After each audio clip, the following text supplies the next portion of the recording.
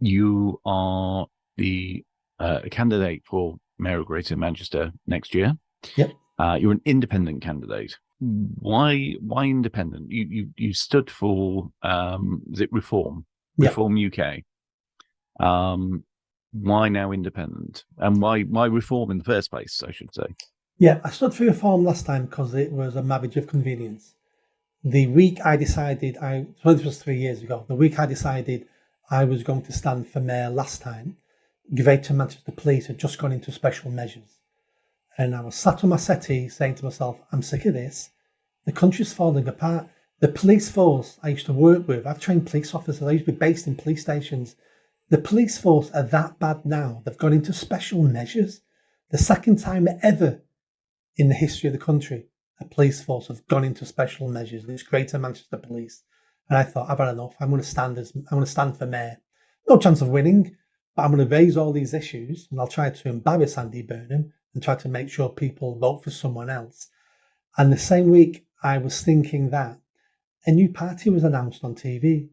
So Reform UK came out of the Brexit party and said, we're now Reform UK. And this is what we're going to do. And I thought, right, they've not got a candidate for the mayor of Greater Manchester because they're only 2 days old. Mm. So I tweeted Richard Tice, the leader. He phoned me up 40 minutes later and said, yep, you can stand for us. That's why I stood for Reform last time.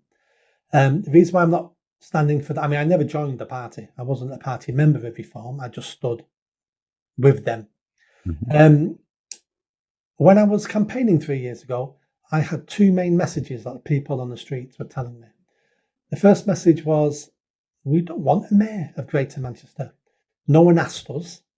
It was forced upon us, which was true. So I'm not voting for a mayor because we were never asked in the first place. I don't want a mayor.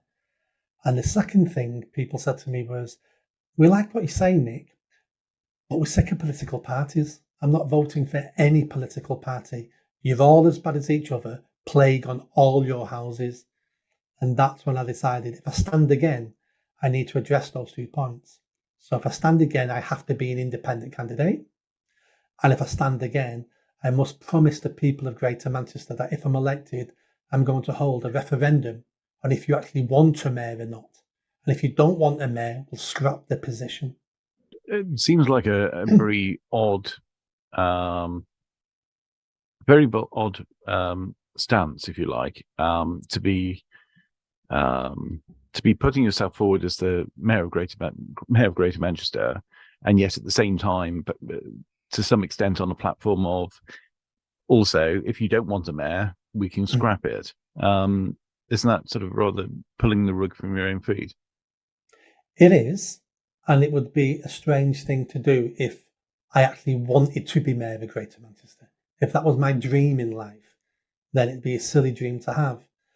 But I don't necessarily want to be mayor of Greater Manchester. I don't necessarily want to be a politician.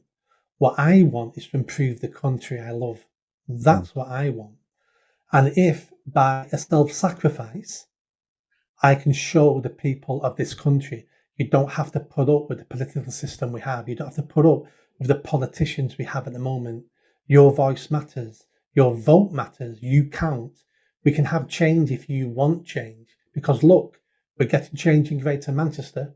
They didn't want this extra layer of bureaucracy, so we're getting rid of it. Why? Because the people asked for that. Above everything, I'm a Democrat. I want democracy. I want the people to have their say. And the people may be wrong sometimes and may make mistakes, but I'd rather those mistakes be the people's mistakes, not politicians' mistakes. So for me, it'd be a win-win. If people don't want the mayor's position, let's get rid of it. At least then I fulfill the promise to the people, and that hardly ever happens these days. I understand that turnout is not high when it comes to these elections. It's about just over 30%.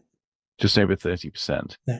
Now, as an independent, is that low turnout effectively useful to you? Because otherwise, you would normally assume that an independent would be quite way down the ranking when it comes to votes.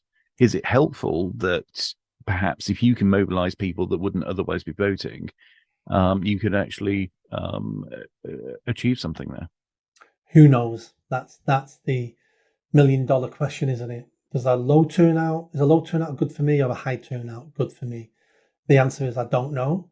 And it's not worth thinking about because I have no control over that. I've got to play the game I'm in. And the game I'm in is the election will be the 2nd of May. And I've got no idea if it'll have a high turnout, low turnout. It'll have the same amount of turnout if there's not a general election on the same day. So I would imagine it'll be 30% unless they call a general election on exactly the same day, in which case turnout will be 70, 75%. Which one do I prefer? I have no idea. And I've given it no thought because I have no control over it.